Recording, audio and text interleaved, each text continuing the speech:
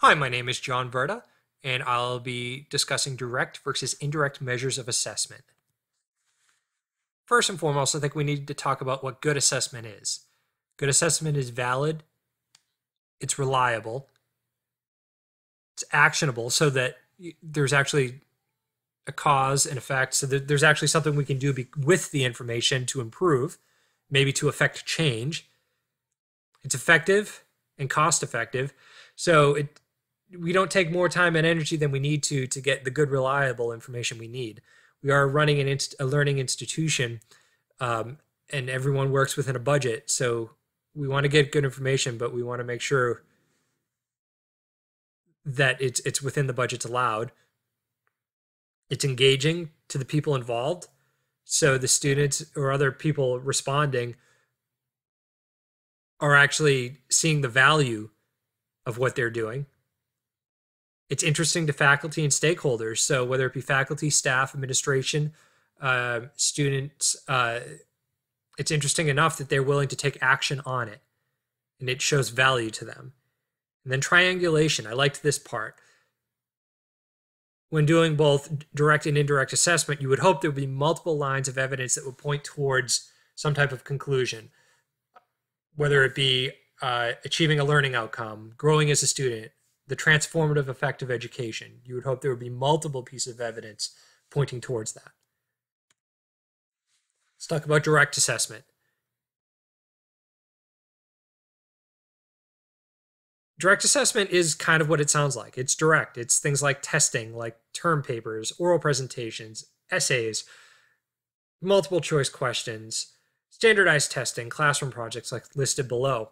It's obviously more familiar to faculty. It measures actual work and performance.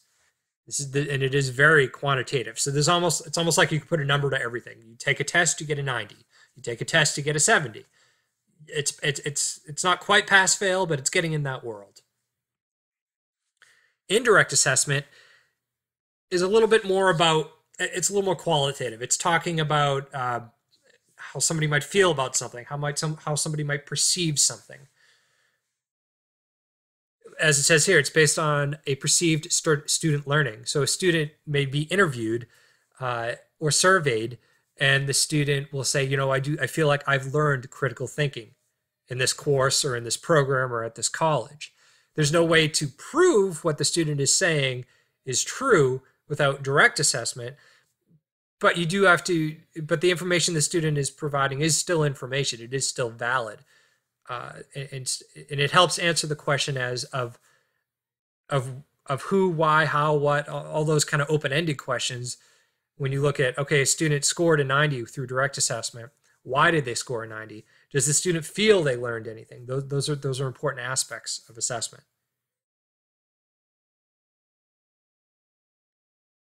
So this might help to measure the quality of something we're doing, not just give it a number. So when we compare indirect versus direct, I like this first little kind of quote at the top. Direct measures demonstrate that specific learning has taken place. Indirect measures imply that learning has taken place. So we can see the difference there. Again, it's the testing versus the conversational aspect.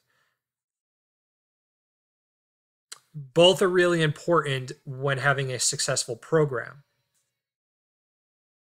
Some of the benefits of indirect is it shows those qualities that you can't get out of direct. Perceived learning, values and feelings towards a program or a course. And you can get it from a variety of perspectives. The benefit of the direct, you can show actual achievement. And by that, I mean, you can see a score, you can see a grade. You're getting, that if an 85 is a passing grade, let's say on a test, it's a really high passing grade. But if it's a passing grade and you get a 90, you know that you've passed and you've met a goal. Indirect versus direct, again, both approaches can tell us a lot, but they do both have their limitations. Indirect doesn't really give good evidence that a learning objective was met. So beyond what the person is saying, whether it be a student, a faculty member, whatever, we can only go on what they're saying. We can't prove it out without direct assessment. And then on the direct side, not everything can be demonstrated in a number. Sometimes we need to know how the program affected a student, how it helped them learn what they learned.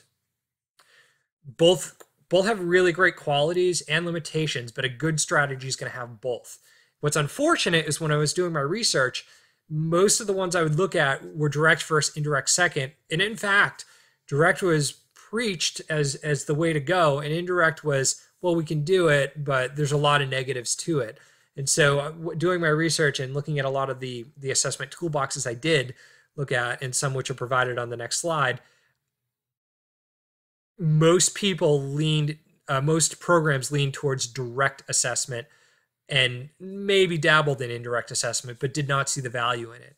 I would tell you, like good research, having both qualitative and quantitative research makes for a complete study. You need to know that it was successful, yes, by the numbers, through direct assessment, but you also need to know why it was successful. What about it affected the students or the faculty or the staff involved? Finally, here's a list of references, which also can be used as kind of a toolbox for you. I found these to be the most helpful when doing my research. A lot of these are online and easily accessible. If you have any additional questions, please leave me a comment and I'll be happy to answer it for you. Thank you and have a great day.